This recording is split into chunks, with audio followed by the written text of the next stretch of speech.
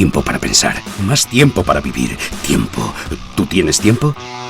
Ya ni recuerdo cuándo fue la última vez que me aburrí, ni que descansé. De repente ya todo es diferente. Casi todo está en mi mano. Y todo lo hago desde donde estoy. Tiempo para vivir, tiempo para pensar. Wiferent.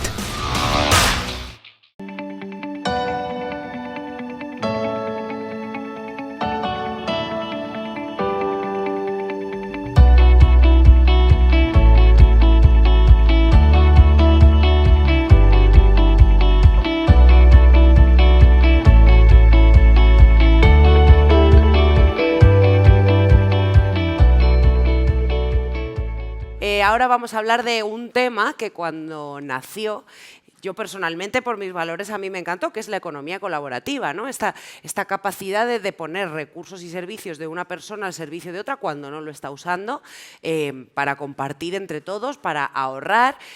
Yo soy usuaria fanática, por ejemplo, de BlaBlaCar, pero tenemos otras plataformas como puede ser Airbnb, como puede ser Uber, que al principio, bueno, lo que era el inicio de la economía colaborativa o lo que nos vendían era precisamente este ahorro, esta mayor eficiencia, este menor despilfarro. ¿Para qué viajar 4 personas en 4 coches distintos cuando pueden ir 4 en uno? Ahorramos costes, mejoramos el medio ambiente. Esa era la premisa, ¿no? ¿Por qué no alquilar mi habitación de mi casa si yo me voy de vacaciones? Esa era la premisa, pero ¿es esa la realidad? ¿Es eso lo que nos estamos encontrando? ¿Es eso lo que nos está dando la economía colaborativa? Estamos viendo muchísimos problemas a nivel legislación de estos servicios, a nivel por países, por comunidades autónomas, por servicios, no están legislados. Como siempre, esto es un histórico, la tecnología va por delante siempre de la legislación. Y creo que tenemos que ver y analizar muy bien qué impacto están teniendo este tipo de servicios, cómo podemos estar preparados para aprovechar su máximo valor, pero sobre todo también para que no destruyan el tejido económico, sino para que lo potencien, sobre todo a nivel local. Y para profundizar en estos temas, ahora voy a dar paso a mis siguientes invitados, que son Paco Rodríguez, que es consultor, autor y profesor, y Adrián Todolí, que es profesor de Derecho de Trabajo en la Universidad de Valencia. Bienvenidos a los dos.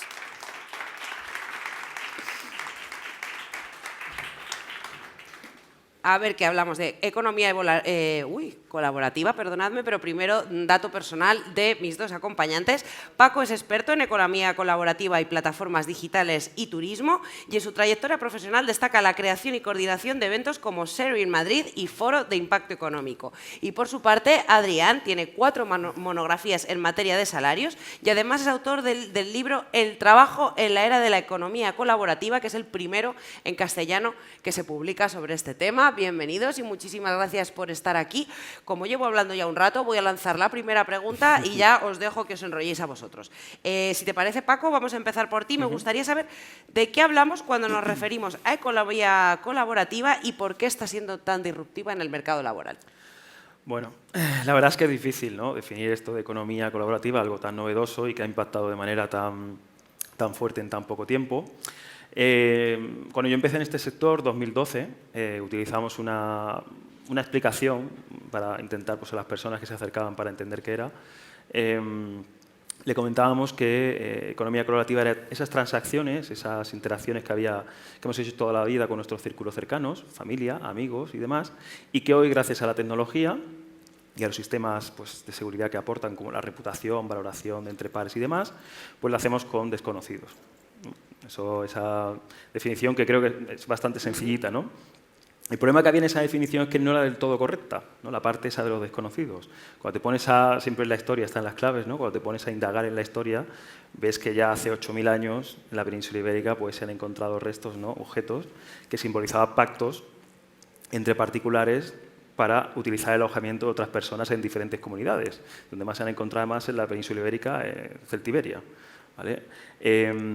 Después también es muy interesante ver que cuando los romanos llegaron, bastante tiempo después, y vieron estos pactos, vieron que eran muy interesantes, lo adaptaron. Como sabemos, los romanos pues, solían hacer esas cosas, ¿no? Lo adaptaron y lo metieron en su código civil bajo el nombre de hospitium, de ahí viene nuestra hospitalidad, ¿vale? Y eso servía, ¿vale?, y aquí es la parte más de desconocidos, para que los ciudadanos romanos pudiesen alojarse en diferentes comunidades y hacer uso no solamente a nivel logístico de las viviendas, sino a nivel social, pues crear esos lazos con esas diferentes comunidades y evitar pues, conflictos, ¿no? Con lo cual, bueno, vemos que cómo va evolucionando, ¿no? Con la creación de la imprenta, pues tenemos libros, la prensa y demás, y nos encontramos una joya, para mí es una joya, en la Biblioteca Nacional de la Hemeroteca del siglo XVIII, un anuncio en el periódico de 1791, en la cual un señor, o una señora, no sabemos por qué no dice quién es, ofrece, que dice de sí mismo que es una persona decente, ¿vale? Reputación, valoraciones, ofrece 2 plazas para ir en su coche de caballos de Madrid a León. 340 kilómetros, 2 semanas de camino. El primer BlaBlaCar de la historia, básicamente, ¿no? Por ejemplo. Por ejemplo, ¿no? Y además dice, oye, quien quiera más información, que venga a la espadería que está en la Puerta del Sol. O sea, maravilloso, ¿no? Entonces, bueno, vemos registros de la historia que nos dicen que esa definición que hacíamos al principio no era del todo correcta porque durante toda la historia hemos interactuado con personas, ya sea de nuestro círculo cercano o con desconocidos, haciendo uso de la tecnología que tenemos a nuestra disposición. Objetos, el código romano, la prensa, y ahora hacemos uso de las plataformas digitales. ¿Vale? Estamos utilizando las plataformas digitales, que aquí es donde está el gran cambio. Hay la gran diferencia porque no solamente es con estos desconocidos que decíamos antes, sino que ha creado un mercado global a través del cual yo ya no necesito estar en Madrid para leer ese periódico y poder ir a la Puerta del Sol a preguntar, que igual ya la plaza está ocupada, sino que con mi móvil, en 3 clics, tengo ya reservado, da igual si estoy en Madrid, estoy en China, donde sea, tengo ya reservado un viaje para ir de Madrid a León, sé con quién lo hago, puedo hacer el pago directamente online y bueno, pues crea pues esa escala, que lo es todo, es la gran diferencia que tenemos, ¿no? Entonces, bueno, pues aquí donde llega el conflicto, porque claro, esa gran escala crea un gran impacto y todo impacto pues, genera conflicto con los incumbentes, ¿no? Y ahí es donde nos encontramos en este momento con, bueno, pues con esos conflictos que ha habido durante estos años y bueno, que también nos lleva incluso a profundizar en de qué estamos hablando cuando hablamos hoy día de economía colaborativa. Y hace 2 años pues, sacó un estudio, se hizo un estudio de idea digital donde participaron pues, diversos expertos de la OCU, alguna consultora, yo mismo también estoy participando, y se diferenció 2 modelos para separar, digamos, estas interacciones de particulares de las profesionales. ¿Vale? Se hablaba de economía colaborativa cuando es un particular el que da el servicio, como pasa pues, en BlaBlaCar y demás, y se habla de economía bajo demanda cuando estamos hablando de un profesional. Ahí lo que estamos viendo es que al final es una persona, un profesional que ofrece un servicio de manera más eficiente, pero al final estamos hablando de un servicio profesional. ¿Por qué es importante esto? No solamente a nivel terminología, sino también a nivel de consumidores. ¿Qué derechos tengo cuando estoy interactuando con una persona, creando una transacción con una persona en particular o con un profesional? ¿Vale? Yo siempre pongo el mismo ejemplo. Cuando yo compro una lavadora nueva a un comercio, tengo 2 años de garantía. Si es de segunda mano, tengo 1 año. Y si se la compro a un particular, tengo 6 meses. Cuando hago algo con un particular no significa que no tenga derechos, sino que son diferentes. Entonces, a nivel transparencia, es interesante entender con quién estamos realizando la transacción y por eso es interesante diferenciar estos 2 tipos de modelos, economía colaborativa y economía bajo demanda. Entonces, bueno, yo creo que es importante también, otra de las cosas, conclusiones a las que se llegó, es que la economía colaborativa no son las plataformas en sí, sino ese servicio subyacente que se produce facilitado por esas plataformas. Un ejemplo, en plataformas de alojamiento, hoy día puedo hacer una transacción con un particular o incluso ya hay hoteles. ¿Vale? Puedo reservar una habitación de un hotel. Solamente porque estoy utilizando una de estas plataformas de economía colaborativa y reservo una habitación de un hotel, ¿es economía colaborativa? No. Si yo hago una transacción con un particular, sí es, si no, pues bueno, es otro canal de venta para los profesionales, muchísimo más eficiente. Entonces, ahí está una de las claves por la que también es interesante, no solamente diferenciar, sino realmente de qué estamos hablando. El periódico de antes es la plataforma de ahora. Muchísimas gracias, Paco. Me ha encantado este repaso histórico a la economía colaborativa desde los celtíberos. La verdad es que muy, muy enriquecedor. Has tocado un par de temas que luego a los que me gustaría volver, como son los derechos del consumidor, importantísimo. Pero bueno, ahora me gustaría pasar con Adrián, desde tu punto de vista, una definición, no sé si tan histórica, pero de la economía colaborativa. Bueno, no, desde una perspectiva más reciente, yo creo que, es decir, la idea de economía colaborativa nace además Marta, tú ya lo has dicho muy bien, con esta idea de producto, o servicios infrautilizados, ¿no? Es decir, yo creo que en principio se llama colaborativo a lo que ahora mismo llamamos colaborativo simplemente porque al principio de, pues no sé, los 2008 o por ahí, empezaron a aparecer algunas plataformas que sí que permitían, incluso sin ni siquiera que intermediara dinero, hacer intercambios de bienes. Por ejemplo, yo creo que mucha gente puede conocer Couchsurfing, ¿no? Que permite a todos los que están en la página web, en la red de inscritos, permiten que vayan a la casa de alguien y simplemente utilicen su sofá, el sofá de su casa, y luego esa otra persona que también está en la red puede irse al sofá de casa de otra persona, pero ni siquiera sin intercambio de dinero, simplemente para conocer gente, para permitir a la gente que a lo mejor no tiene tanto poder adquisitivo que pueda viajar y pueda estar en otros lugares. Entonces, esto en principio pues, lo consideramos colaborativo, igual como Wikipedia, ¿no? Que Wikipedia pues igualmente, gracias a esa plataforma, a esa red, y todo esto se llamaba colaborativo. Pero claro, enseguida aparecieron algunas empresas, lógicamente, dijeron, oye, ¿por qué lo vas a hacer? ¿Por qué vas a dejar el sofá de tu casa gratis si lo puedes hacer a cambio de un precio? Y ahí aparece pues, Airbnb, ¿no? Es decir, y obviamente ha seguido funcionando. Claro, esto... Aquí ya había dinero, entonces se empezó a cuestionar, oye, ¿esto ya es colaborativo o esto simplemente es que básicamente se hace un intercambio de bienes y servicios a cambio de dinero como se ha hecho toda la vida, ¿no? Es decir, sigue siendo colaborativo y entonces pues eso, apareció una serie de economistas que dijeron, bueno, sí, esto sigue siendo colaborativo porque en el fondo es una habitación de tu casa o otra cosa que está infrautilizada y que tú, gracias a la plataforma, la pones en el mercado y entonces beneficiáis los dos porque tú no la estabas utilizando y la otra persona necesitaba esa habitación porque es un turista o lo que sea y entonces sigue siendo pues, colaborativo, aunque ya haya dinero en medio. Pero claro, luego... Este nombre, que obviamente es muy atractivo, ¿no? Cualquiera quiere referirse como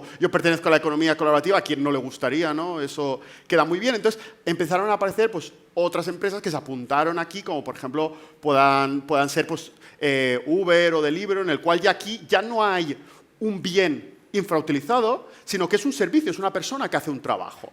Y claro, aquí ya es donde choca más incluso, porque si los llamamos economía colaborativa a este tipo de plataformas, estamos diciendo que hay una persona que está infrautilizada y que se pone en el mercado gracias a la plataforma. Y yo creo que las personas o bien están trabajando o están descansando, pero una persona en principio no está infrautilizada. Obviamente un bien sí, ¿no? Una casa, pues obviamente está parada, está sin hacer nada y lo mejor es sacarle el máximo rendimiento, pero las personas o están trabajando o están descansando o buscan trabajo. Pero en cualquier caso no creo que pueda aplicarse estar infrautilizadas. Y de hecho, esto no es que lo diga yo, la OIT, que es la Organización Internacional del Trabajo, que pertenece a las Naciones Unidas, también lo ha dicho, ¿no? Que cuando hablamos de plataformas que lo que proveen son servicios, pues no puede utilizarse o no debería utilizarse el concepto de economía colaborativa porque en el fondo estaríamos entonces mercantilizando a las personas, ¿no? Y convirtiéndolos en cosas. Y entonces por eso pues se puede utilizar otros conceptos como es gig economy o trabajo de los pequeños encargos, ¿no? De los pequeños bolos, es una traducción directa del inglés de gig economy, o simplemente trabajo en plataformas digitales, ¿no? Entonces, eso respecto al concepto. Y respecto a por qué es tan disruptivo, bueno, ya digo, volviendo a la parte, siguiendo en la parte laboral o de trabajo, que es la que yo más controlo, bueno, pues yo creo que aquí obviamente está la tecnología, la plataforma, pero además hay un cambio en la forma de organizar el trabajo. Es decir, muchas veces pensamos que simplemente estas personas que proveen servicios en plataformas digitales, lo que hace la plataforma simplemente es poner un elemento tecnológico que es la plataforma, pero este elemento tecnológico permite un cambio en la forma de organizar el trabajo. Y esto es lo que realmente yo creo que es más disruptivo, ¿no? En el caso, es decir, hay muchos casos, y se pueden encontrar muchos casos de cómo estas plataformas cambian la forma de organizar el trabajo, pero a mí, por ejemplo, yo pienso, imaginen en el mundo del marketing o en el mundo, pues imaginaros, una empresa de pues, Coca-Cola que quiere hacer un anuncio de televisión para marketing, lo normal siempre históricamente es, bueno, o incluso cambiar el diseño de la botella, ¿no? Pongamos, por ejemplo, de la botella de Coca-Cola. Lo normal es, para ese diseño, pues eso, o bien que se contrate un equipo y que desde la empresa les diga, bueno, pues queremos esto, esto y esto, el equipo de diseño les da unos bocetos y al final desde la dirección deciden cuál les gusta y al final cuál toman para hacer el cambio. Ahora con las plataformas se puede perfectamente, precisamente porque son globales y porque hay muchísima gente normalmente inscritas, hay plataformas especializadas en diseñadores, entonces es muy fácil simplemente establecer un anuncio de mandadme vuestros bocetos, ¿no? Todo el que quiera puede mandar un boceto y aquel que me quedo le voy a pagar una cantidad. Entonces, claro, primero, obviamente esto cambia la forma. Antes así no se podía hacer. Históricamente las empresas, pues eso, contrataban un equipo porque hacer ese anuncio, ¿qué lo hacías? En el periódico, y ese periódico, ¿cuánta gente lo leía? ¿Cuántos artistas leían el periódico que estaban dispuestos a mandar bocetos? Claro, históricamente, pues eso, era muy complicado. Ahora con las plataformas, y a las plataformas agrupadas en plataformas de diseñadores, llegar y poner el anuncio de que quiero esto, puedes alcanzar con muy poco coste, puedes llegar a, pues, 100.000 diseñadores, de los cuales a lo mejor 10.000 están dispuestos a mandar ese boceto y que al final decida la empresa cuál le gusta y pagar por ese y no por el resto. Obviamente, esto es no estoy diciendo que se haga siempre así, pero esa es un poco la idea subyacente que hay detrás de estas plataformas. Es decir, que ya no necesitas, gracias a la reducción de los costes de transacción, que la plataforma lo reduce mucho, cambia la forma de trabajar en el cual ya no se necesita contratar a la gente para tenerla siempre ahí, sino que simplemente se puede contratar para el proyecto que en ese momento necesitas o para la cosa concreta que ahora necesitas. Eso es lo que las plataformas ahahora están permitiendo y esto es muy disruptivo, por supuesto, para el mercado de trabajo. Pero en ningún caso sería economía colaborativa. Claro, no, claro, por supuesto. Pero lo que pasa es que es trabajo en plataformas. Es decir, y entra dentro, sí, por supuesto. Sería trabajo de pequeños encargos, etcétera, pero no sería efectivamente economía colaborativa. Vale, a ver, es que estáis tocando un montón de temas a los que quiero volver, que no se me olvide, derechos de los consumidores, porque luego vamos a ver impacto a nivel legal, legislativo y jurídico. Pero antes de pasar a eso, sobre todo, sentar bien las bases, porque has comentado justo lo que estábamos diciendo ahora mismo. ¿Por qué contratar los servicios de un fontanero, un electricista a través de una plataforma sí es economía colaborativa? ¿Y por qué que un rider, como se llaman, venga a traerme la comida a domicilio no es economía colaborativa? No, yo creo que en ninguno de los dos. Claro, es decir, cuando es una prestación de servicios, que es un trabajo, no debería considerarse economía colaborativa simplemente porque es un trabajo y, por tanto, se puede considerar trabajo en plataformas o lo que sea, pero no economía colaborativa. Economía colaborativa podría considerarse cuando hay un bien infrautilizado que se pone en el mercado por un particular. Sí, estaríamos hablando siempre de productos. Claro, de cosas, sí.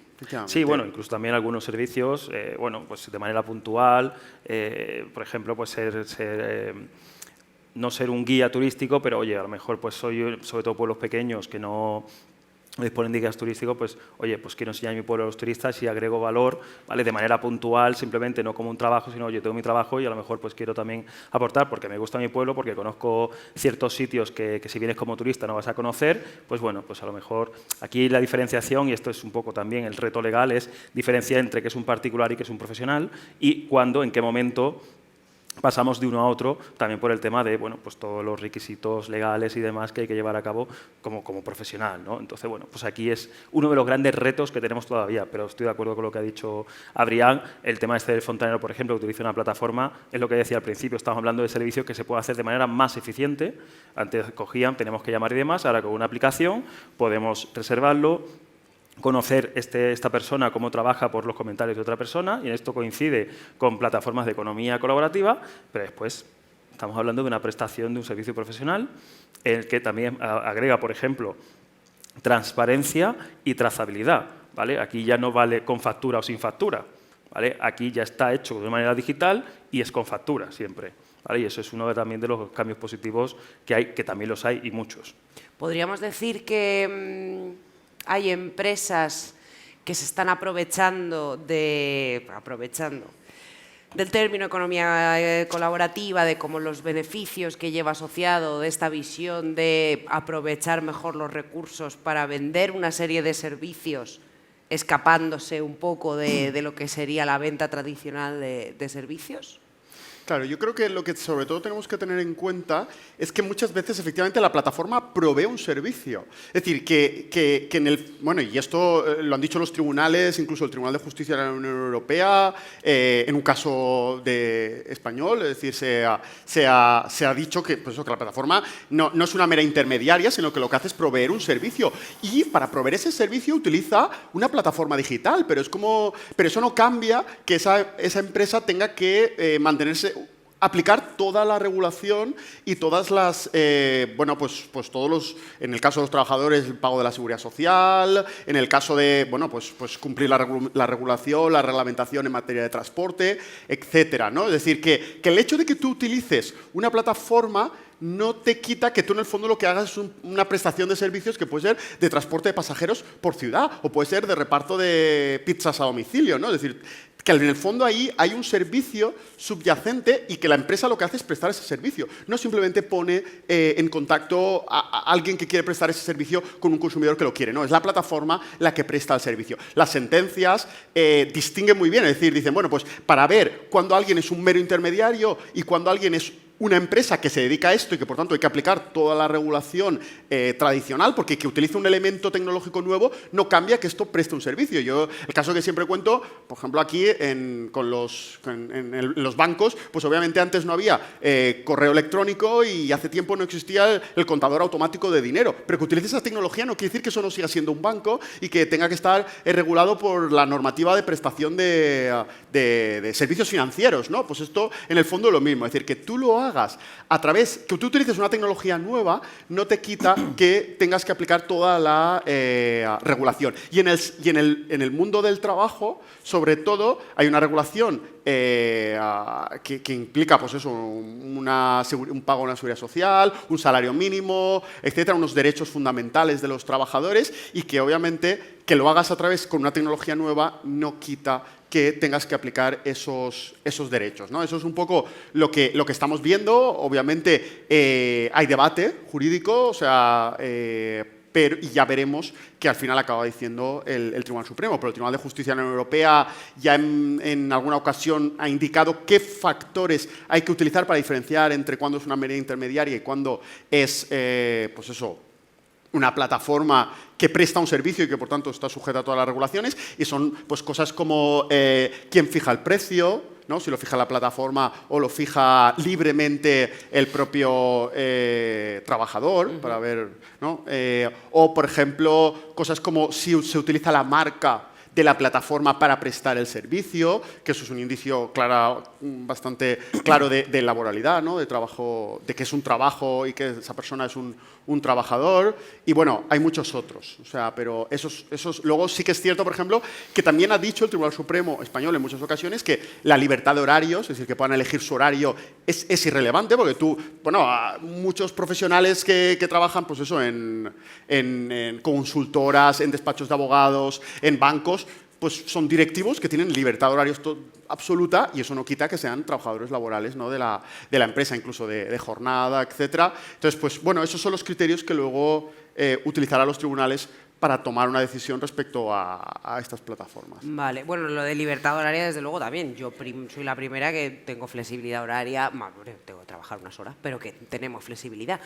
Pero bajo este paradigma, básicamente yo creo que lo que estamos viendo es que entonces Uber, vamos a poner nombres, Uber es una empresa de movilidad, Deliveroo es una empresa de comida, por decirlo de alguna manera, Airbnb sería una empresa de hostelería o de hospedaje, a ver, ¿no? aquí creo que hay que ir plataforma por plataforma y ver cada uno su modelo y si realmente cumple esos requisitos que comentaba Adrián. Claro, efectivamente. Ya Airbnb, el abogado general del Tribunal Superior de Justicia de la Unión Europea, ya ha dado su opinión este año y estamos esperando la sentencia. De hecho, es una plataforma intermediaria.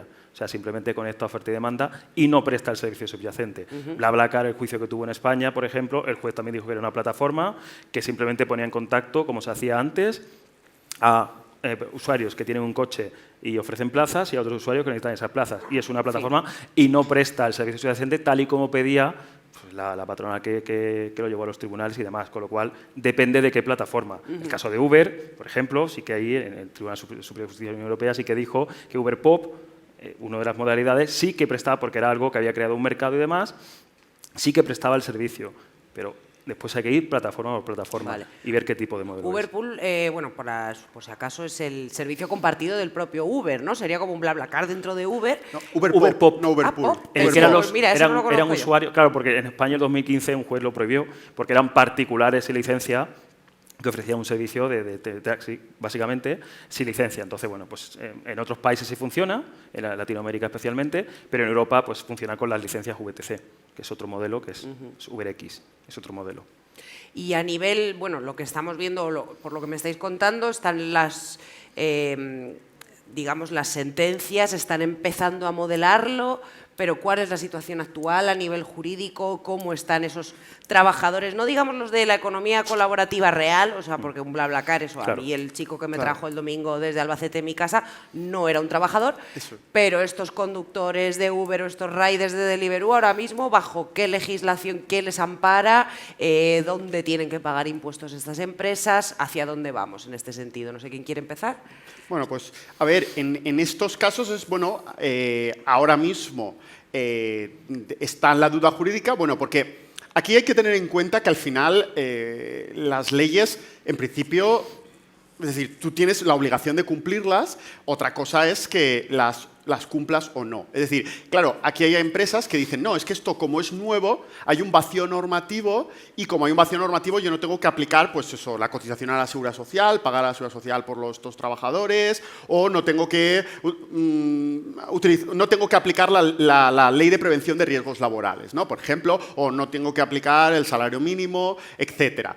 Claro, ¿qué ocurre? Que obviamente, bueno, el propio Código Civil dice que la ley no existe en vacíos normativos. Es decir, siempre hay una norma que aplica. Puede ser el Estatuto de los Trabajadores o puede que sea otra norma, pero es decir, el sistema jurídico y los expertos en derecho, ¿no? Desde primero de carrera te dicen que el Código Civil dice que no existen vacíos normativos. Es decir, eso es más un lenguaje común, ¿no? No hay una norma específica que regule esto, pero que no haya una norma específica no quiere decir que haya otra norma que sí lo regule. Y entonces, efectivamente, es lo que está pasando aquí. Aquí le están diciendo, bueno, mientras no haya una norma específica que regule esta forma de trabajar, bueno, pues entonces habrá que aplicar la norma básica que hay, que es el Estatuto de los Trabajadores, y pagar a la Seguridad Social, aplicar la prevención de riesgos, etcétera. Bueno, esto es lo que la Inspección de Trabajo, el Ministerio de Trabajo, ha considerado en algunas plataformas. Efectivamente, aquí hay que ir siempre, y hay que ir cuidadoso porque hay que ir plataforma por plataforma.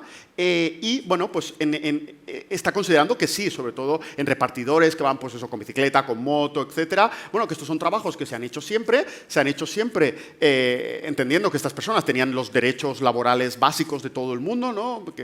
Y que, por tanto, por mucho que lo hagas con una plataforma, no quita, que utilices una tecnología nueva, no quita que estos no sean trabajadores laborales. Al menos hasta que haya una regulación que lo aplique directamente. Claro, también es cierto que esto el Ministerio lo hace en parte porque ha visto o se ha dado cuenta, bueno, pues que estos trabajadores estaban en una situación, pues eso, que si no les aplicas la prevención de riesgos laborales, pues puede haber muchos accidentes, pueden tener problemas de salud estos trabajadores. Si no aplicas, porque todo esto surgió sobre todo a partir de una huelga, y que pues muchos de los trabajadores que estuvieron en la huelga pues acabaron en la calle, y en la Constitución habla, pues eso, que el derecho de huelga es un derecho fundamental, etcétera, que no te pueden despedir por ejercer el derecho de huelga. Entonces, claro, estas actuaciones llevaron a, bueno, de alguna manera habrá que aplicar la normativa a estas empresas y a estos trabajadores para, bueno, pues eso, que no volvamos, ¿no?, a un mundo en el siglo XIX en el que no había derechos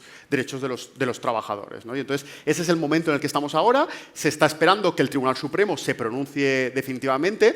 Por lo que sé, ya se ha presentado ante el Tribunal Supremo, porque hasta ahora, bueno, o sea, va progresivo, ¿no? Primero juicios de instancia, luego TSJs, y cuando hay contradicción, finalmente el Tribunal Supremo se pronuncia. Y efectivamente, como hay contradicción, unos tribunales superiores de justicia han dicho una cosa y unos tribunales de justicia han dicho otros, o sea, unos han mantenido que son laborales y otros han mantenido que son autónomos, pues entonces el Tribunal Supremo se tendrá que pronunciar. Y el Tribunal Supremo al final utilizará estos parámetros que he estado explicando, es decir, quién pone la marca, quién pone el precio, bueno, y luego otras cosas nuevas, como pueda ser, pues eso, si el algoritmo está decidiendo, es decir, si la reputación digital, que es las valoraciones, ¿no?, cada vez que pides algo, pues si eso se está utilizando o no para decidir si el trabajador tiene más turnos, más horas o menos, si se está utilizando para desplazar a trabajadores fuera de la plataforma, desactivarlos, porque entonces eso sería una utilización, ¿no?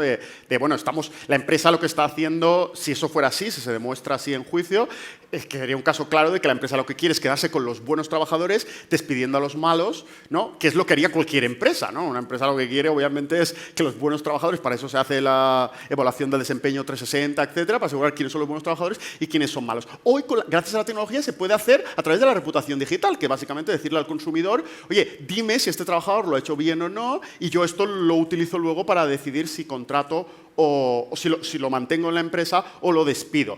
Pedir la información al cliente es algo que la propia 360, la evaluación 360 ya hace. Por tanto, esto forma parte del poder directivo de la empresa que está utilizando. Por tanto, eso sería un indicio, ¿no?, de laboralidad, de que son laborales. Bueno, estos serán los criterios que utilizarán los tribunales, pero porque lo ha hecho así. O sea, no estamos inventando nada. Ya con los repartidores en 1986, con los repartidores, dijo el Tribunal Supremo que eran laborales precisamente por todos estos indicios. Y si estas empresas siguen como parece, haciendo lo mismo, pues se llegará a la conclusión de que son laborales. Pero hay que esperar, obviamente, que el Supremo se pronuncie. Vale. Eso respecto a ahora. ¿No? ¿Cómo Bueno, estamos veo ahora? que están las cosas bastante en el aire todavía y que es un tema, pues es un tema peliagudo, ¿no? Es un tema que tiene pues muchas cosas en las que tenemos que evolucionar.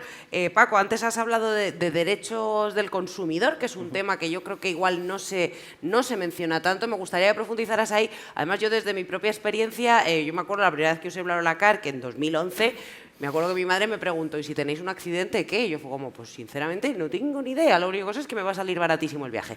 Entonces, pues me gustaría que hablaras también del tema jurídico, pero eso, también un poco de profundizar ahí en el tema de los derechos del consumidor. Vale, pues empiezo por donde ha terminado Adrián. Efectivamente, estamos en una situación un poco caótica, ¿no? Todo está judicializado. Yo creo que es un pequeño gran problema que tenemos, que pasa todo por los tribunales. De hecho, la última noticia que leí con la sentencia a favor de Globo aquí en Madrid, que iban ya 9-9, ¿no?, para Globo, 9 en contra y 9 a favor, con lo cual, bueno, estamos en un momento un poquito difícil, ¿no? A ver, bueno, si el Tribunal Supremo, pues al final, ¿qué decide? Efectivamente, yo creo que la solución, más allá de la judicialización, pasaría pues por el diálogo, el conocimiento, como están haciendo otros países. Por ejemplo, en Francia, pues ya se estaba hablando de, oye, es que a lo mejor todo esto, que es nuevo, no tiene encaje en la normativa actual que tenemos. Vamos a ver qué podemos crear, ¿vale? Que es un poquito más de trabajo, pero bueno, para eso también pagamos a los políticos su salario, ¿no? Un poquito más de trabajo. Pero, oye, es que a lo mejor vamos a ver si podemos crear algo intermedio en el que los derechos de los trabajadores estén reconocidos, ciertos derechos con respecto a la función que se está realizando, y a lo mejor es que, pues eso, en vez de llevarlo todo a los tribunales, hay que innovar legislativamente, ¿no? Pues crear leyes ad hoc para esto, pues bueno, porque es algo bastante nuevo y no todo tiene encaje. No sé si estamos en una economía del siglo XXI con leyes del siglo XX o incluso del XIX, no lo tengo muy claro, pero bueno, está claro que hay una fricción ahí y que a lo mejor pues es necesario pues un poco de diálogo previo e intervención política para, bueno, pues está claro que hay que regularlo, ¿no?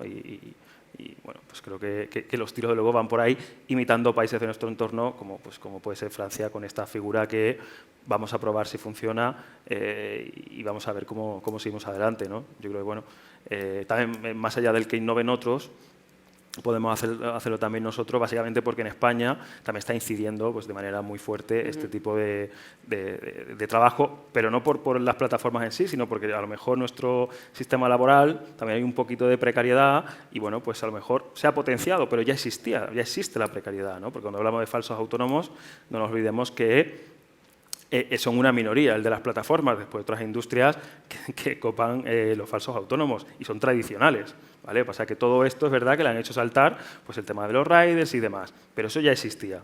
De nuevo, nada nuevo bajo el sol, ya existía. Bueno, pues estamos ahí y hay que ver cómo seguir. Para mí siempre la solución pasa por el diálogo. Y respecto a la otra pregunta, el tema de los derechos, pues bueno, lo que hablábamos antes, ¿no? Cuando estamos tratando con un particular, tenemos otro tipo de derechos que, y aquí corrígeme Adrián, están recogidos en el Código Civil, ¿vale? Son transacciones entre particulares que no significan que no existan, pero también hay el valor añadido que aportan las plataformas, que además de intermediar, pues más allá del periódico que comentaba antes, pues BlaBlaCar ofrece cierto seguro o cualquier otra plataforma de carpooling, de este transporte interurbano haciendo uso de las plazas disponibles, pues ofrece ciertos seguros, por ejemplo, el de te garantizo que vas a llegar. Si tienes un accidente, como no hay ánimo de lucro en esta plataforma, es para cubrir gasto, el seguro tradicional cubre exactamente igual. Hay otras plataformas, por ejemplo, de alquiler de coche entre particulares, que como hay un ánimo de lucro, el seguro tradicional no cubre. ¿Qué pasa? La misma plataforma ya está en contacto, desde hace ya años, fue la primera además, y creo que a nivel global, con una aseguradora para ofrecer un seguro extra cuando ese coche se está utilizando por un particular que se lo ha alquilado a otro particular. Con lo cual, todo eso está contemplado.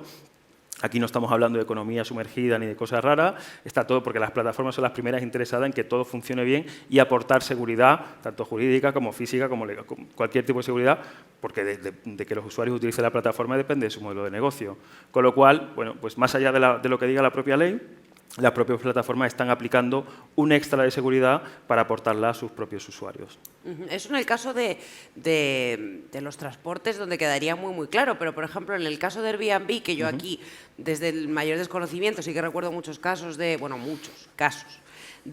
pues, el propietario del piso me han destrozado la casa, y tanto del inquilino, del usuario, de oye, he ido y me he encontrado una cosa que no era. Claro. ¿Hay qué tipos de seguros como propietario y como consumidor tendríamos? Mira, como consumidor o usuario, cuando tú vas a una casa y rara vez, porque está en la reputación, las valoraciones de otros usuarios para decirte, oye, esto está tal cual en la foto, que es el típico comentario que se suele poner. Que hay alguien... Siempre hay una primera vez y a lo mejor no tiene reputación. ¿Que hay algún problema? Las plataformas, tanto Airbnb como todas, HomeAway, da igual la que sea, te ofrecen un servicio en el que 24/7 llamas y te buscan una solución rápida. Con lo cual, desde el punto de vista de como consumidor o usuario, estás protegido no por la legislación en sí, sino por las propias plataformas. Después, como propietario, pues las plataformas también ofrecen un seguro en caso de que ocurran algunos desperfectos.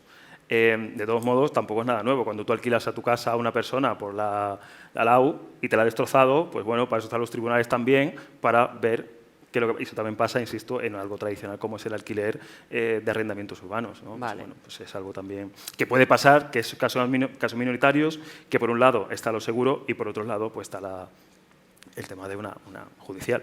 Vale, bueno, y ahora pasamos ya, última pregunta. Paco, si quieres ya seguimos contigo.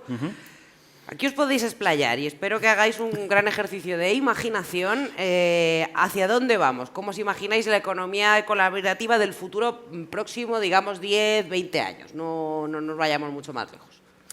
Bueno, en España es un poco difícil irse tan allá, ¿no? Porque a diferencia de otros países, aquí nos ha costado o nos está costando un poco asimilar estas, por alguna parte, o sea, por una parte. Después otras pasan desapercibidas, por ejemplo, el tema de que no es una plataforma, ¿no? Pero el tema de car sharing en las ciudades, ¿no? Que tenemos ahora mismo, hace 5 años teníamos nuestro vehículo, el taxi, el autobús y demás, y hoy día cogemos el móvil y tenemos un montón de opciones de compartir esa accesibilidad a vehículos, a motos o a bicis. Pues lo cojo, lo dejo, lo aparco donde quiera, viene otra persona, lo utiliza y demás. Y lo hemos asimilado, hay miles de coches en Madrid, por ejemplo, como si hubiese estado ahí toda la vida, ¿no? Sí. Y es algo bastante novedoso, me llama muchísimo la atención. Pero bueno, más allá de esa, que no es una plataforma en sí, es una empresa que da el servicio subyacente, ¿no? Y que bueno, ofrece una solución más limpia y demás. Ha habido mucha falta de diálogo, como por ejemplo ha pasado en otros países como Reino Unido, que dijeron el propio gobierno, bueno, esto la gente parece ser que lo quiere, vamos a analizar qué es. Vamos a analizar qué externalidades negativas tiene y cómo suavizarla, y qué externalidades positivas tiene y cómo potenciarla, ¿no? ¿Cómo lo hago? Pues voy a hablar con todos los stakeholders, todos los grupos de interés, para entender qué es esto. ¿Qué ha pasado en España? Básicamente y en general, salvo gloriosas excepciones, ha sido, vamos a prohibirlo o vamos a limitarlo a ver qué pasa. ¿No? Es un poco la inversa, ¿no? Entonces, bueno, yo creo que hay que estar un poquito más abiertos porque el futuro pasa por ahí, ¿vale? Si legislamos en base a grandes plataformas, ¿vale? Vamos a ver cómo podemos limitar Airbnb y demás, no nos estamos dando cuenta de que estamos limitando el emprendimiento nacional, ¿vale? Otras plataformas con menos músculo financiero no podrán competir en igualdad de condiciones, no podrán cumplir con esa legislación hecha para grandes plataformas y entonces pues, nos quedaremos sin, España, que es una potencia turística, por ejemplo, nos quedaremos sin emprendimientos patrios que puedan competir, por ejemplo, con Airbnb, ¿no? Entonces, aquí sí que pasa un poco, el futuro pasa por el diálogo y a partir de ahí, por supuesto, pues, una vez que se analice, intentar potenciar esas externalidades positivas y reducir cuando haya que regular pues estas externalidades negativas que existen, pero como existen en cualquier industria. O sea, externalidades negativas, pues, es que al final lo que tiene impacto impacta de una manera y de otra, ¿no? Y bueno, pues yo creo que el futuro pasa por conocer, por regular, por potenciar y porque en el futuro también dejemos de hablar ya a lo mejor de etiquetas de economía colaborativa bajo demanda y demás, y simplemente hablemos de economía y tengamos esas diferentes opciones que tenemos, que además nos aportan más libertad de elección. Yo esta mañana, para venir, pues he cogido mi móvil y he dicho, a ver, taxi, ¿cuánto? Uber, ¿cuánto? Cabify, ¿cuánto? ¿Cuánto me cobra?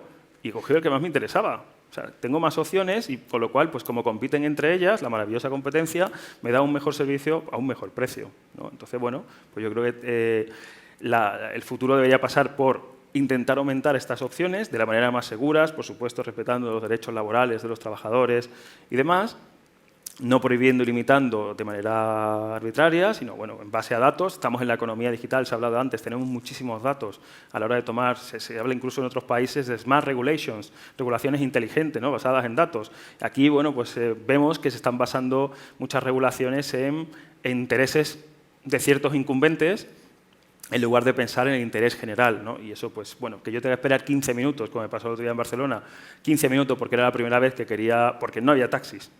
Y quise, bueno, pues voy a probar Cabify la primera vez ahí en Barcelona. Y que me decían, tienes que esperar 15 minutos. Tenía prisa, tenía una reunión. ¿Por qué? O sea, ¿eso es el interés general? No, no. Eso no es el interés general. El interés de algún particular o de algún colectivo. El interés general es pensar en el usuario. ¿Qué es lo mejor para el usuario? Que al final somos todos usuarios de diferentes servicios, ¿no? Entonces, pues, obviamente el futuro próximo pasa por ahí, de 15 a 20 años, pues ya veremos a ver estas plataformas cómo siguen. Se habla mucho de la disrupción de blockchain en las plataformas, que van a coger el sitio, van a disrumpir al disruptor, perdón por las palabras, pero bueno, que van a coger el sitio de estas plataformas y bueno, se va a hacer todo blockchain, esa base de datos distribuida, transparente, centralizada y demás, inmutable, y van a pasar todas las transacciones por blockchain y se va a hacer de manera más distribuida. Ya hay algunos proyectos, yo he estado analizando algunos de ellos, a fecha de hoy, de momento, no funcionan de manera extensiva, por decirlo de alguna manera suave. Ya veremos dentro de unos años. Al final somos nosotros, los usuarios, lo que decidimos qué funciona y qué no. Y bueno, más allá de que sea un modelo muy bonito y a lo mejor más democrático y demás, yo lo que quiero es cuando vaya de vacaciones estar seguro. Cuando coja un coche, estar seguro. Entonces, bueno, partiendo de esa base, ya veremos cómo evolucionan estos modelos, que yo espero que, bueno, de una manera u otra, pues sean más democráticos, más distribuidos y que ya está pasando en algunos, porque al final, por suerte, estamos en un momento de la economía, de la historia, en el que la competencia es por impacto positivo y eso es maravilloso, con lo cual estas mismas plataformas están compitiendo para ver cuál tiene más impacto, que lo tienen además. Yo la semana pasada, hace 2 semanas, monté el foro de impacto positivo que comentaba ahí, para ver cómo estas plataformas ya están creando impacto positivo. Y algunas de ellas contaban proyectos que nos centramos solo, por ejemplo, en materia de turismo, en ciudades donde hay problemas, pero no vemos que estos mismos problemas pueden ser una solución en otros sitios donde no hay turismo, pero interesa que venga, ¿vale? Hasta hablando de zonas en riesgo de despoblación, ¿vale? Que pueden utilizar plataformas de viajes interurbanos para conectar. La mayoría de los viajes se hacen entre destinos que no están conectados por el transporte tradicional, con lo cual, gracias a esa abundancia que representamos la ciudadanía, gracias a las plataformas, estamos conectando sitios que no están conectados ni por autobús ni por el tren. Esto es súper importante, ¿no? Porque al final están conectando con grandes núcleos a pequeñas localidades que estaban aisladas, ¿no? Y cómo, haciendo uso de los recursos infrautilizados, como pueden ser las viviendas vacías, se puede atraer turismo y a la vez descentralizar un poco el turismo y descongestionar un poco estas ciudades, estas grandes ciudades que están saturadas, ¿no? Yo creo que el futuro, de luego, pasa por ahí, entender que esto no es solamente para las grandes ciudades y que en sitios con mayores necesidades, como puede ser el tema de la despoblación, puede ser súper útil y súper interesante. Muchísimas gracias, Paco. Además es que, sí, o sea, yo como usuaria a mí me ha pasado, yo no conduzco y he podido llegar a sitios a los que no podía llegar de otra forma gracias a servicios de este tipo, lo cual pues, es una ventaja que quizá no siempre se tiene muy en cuenta. Igual con el tema de la movilidad, como en Madrid, que el otro día yo estaba parada en un semáforo, iba en un Cabify y al lado mío había un patinete de Movo, un coche eléctrico, creo que era de Car2Go y un Bicimad.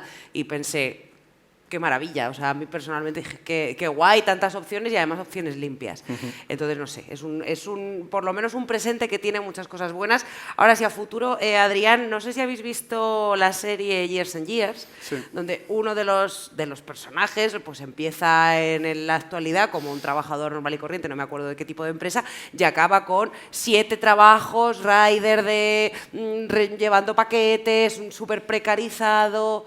¿Cómo es nuestro Years and Years? ¿Cómo va a ser la realidad? Claro, bueno, yo creo que efectivamente lo primero que hay que decir es que la realidad la construiremos entre todos y estoy totalmente de acuerdo con lo que dice Paco de que hay que ir al diálogo, ¿no? Hay que hablarlo, hay que ver las distintas posiciones, pero también hay que hacerlo desde una perspectiva realista. Es decir, para mí un rider no es un trabajador del siglo XXI, es decir, ha dicho Paco, ¿no? Es que, claro, tenemos normas del siglo XX en el siglo XXI. Bueno, a ver, es que esto es un trabajo que ha existido siempre y que al final volvemos a lo mismo, es decir, que se utilice la tecnología para que el consumidor pueda pedir algo, etcétera, no cambia que al final el trabajador del rider es pues, ir con la bicicleta o con la moto llevando pizzas de un sitio a otro. Igual como hay expresiones que dicen, no, es que esto son emprendedores los riders y son empresarios, etcétera. Pues yo creo que hay que ser un poco realista, es decir, al final estas personas no son emprendedores, no son empresas, el rider que va con la mochila pues es un trabajador que probablemente ni siquiera tiene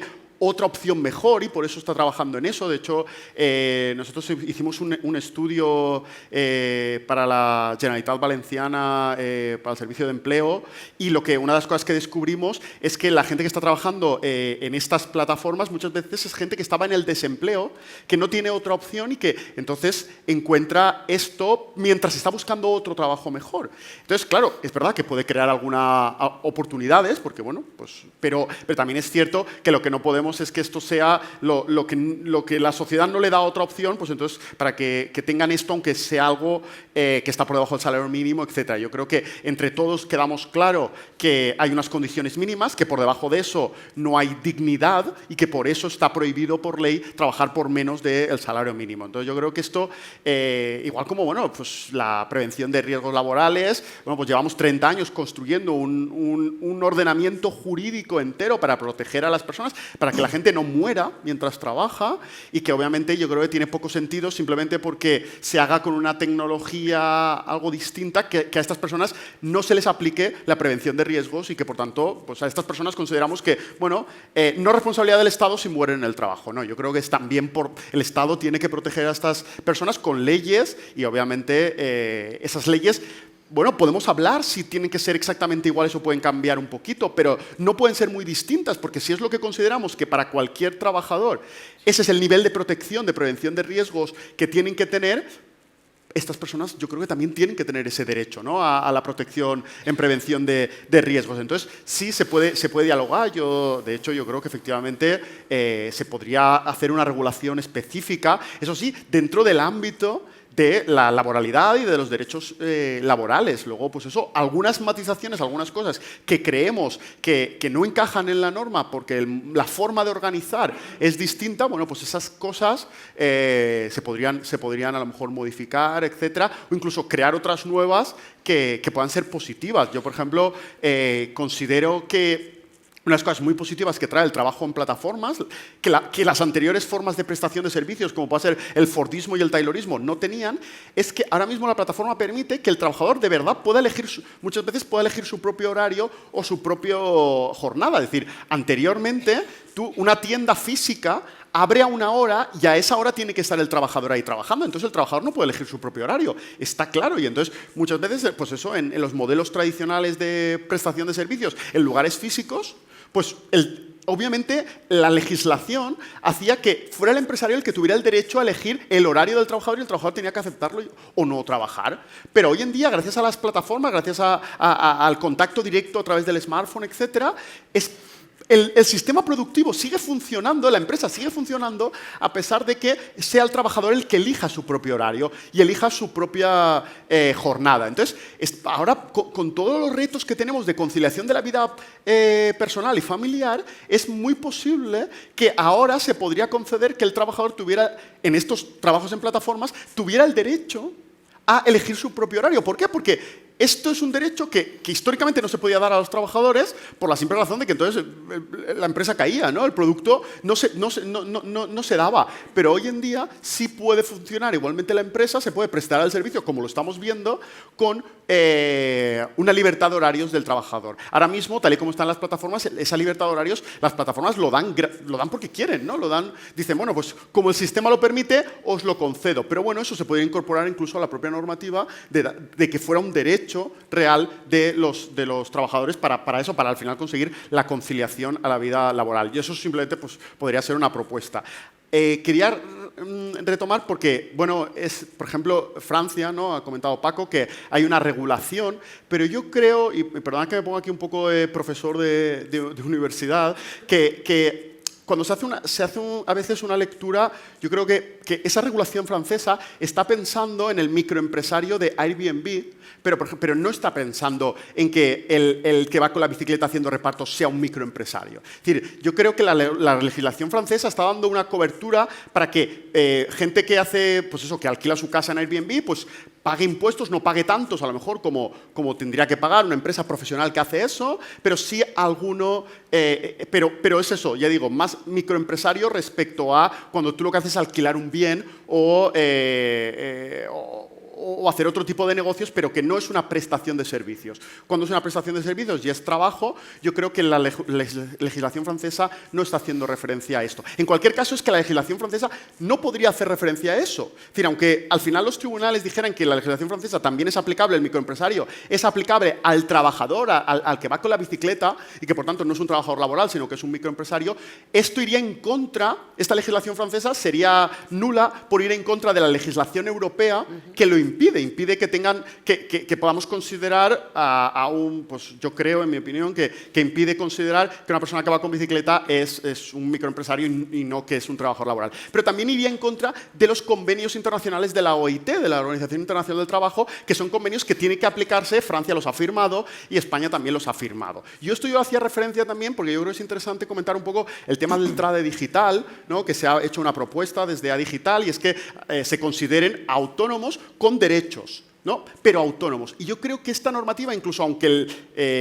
A-Digital consiguiera que el Parlamento español la aprobara, yo creo que esta normativa iría en contra de Europa, de las normativas europeas y de la OIT, y por tanto nos lo acabarían anulando. Lo cual quiere decir que, en mi opinión, esta propuesta crearía más inseguridad jurídica, porque tendríamos una ley que Europa nos diría que no, que hay que cambiar, etc. Entonces, yo creo que por ahí podría ser un problema. Luego también, y ya con esto acabo, hay que tener en cuenta otras legislaciones. Por ejemplo, lo que ha hecho el Cantón de Ginebra, el Cantón Suizo de Ginebra hace poco, es una normativa para que efectivamente sea seguro que, en este caso creo que es Uber, los conductores de Uber paguen seguridad social, la empresa pague seguridad social por sus trabajadores. Pero aquí el caso más llamativo, y que creo que es el que a todos nos puede servir de referencia, es el caso de California. Silicon Valley está en California, es los que obviamente tienen más influencia de las plataformas y además es pues el lugar de nacimiento, ¿no? Están allí la mayoría de empresas de este tipo, y California lo que ha hecho es convertir en ley una normativa que hace que todos esos trabajadores sean considerados laborales y por tanto se pague seguridad social por ellos, etc. Entonces, claro, yo creo que California es el primero donde llegaron las plataformas, es donde más se han expandido, porque se crearon allí, es donde más se han expandido, y es el primer estado, yo creo, que se ha dado cuenta de la necesidad de regular esto y decir, vamos a dejar claro que al final esto es nuevo, pero eso no quiere decir que no se tenga que aplicar los derechos de los trabajadores. Vale, bueno, pues muchísimas gracias, Adrián. Nos hemos quedado ya sin tiempo. Yo la verdad es que me quedaría aquí una hora más hablando del tema, pero bueno, lo bueno es que ahora tenemos una pequeña pausa, un café, así que si queréis seguir hablando de todo esto, pues nos vemos fuera y volvemos en media horita. No nos dejéis solos, os esperamos a todos de vuelta. Muchísimas gracias.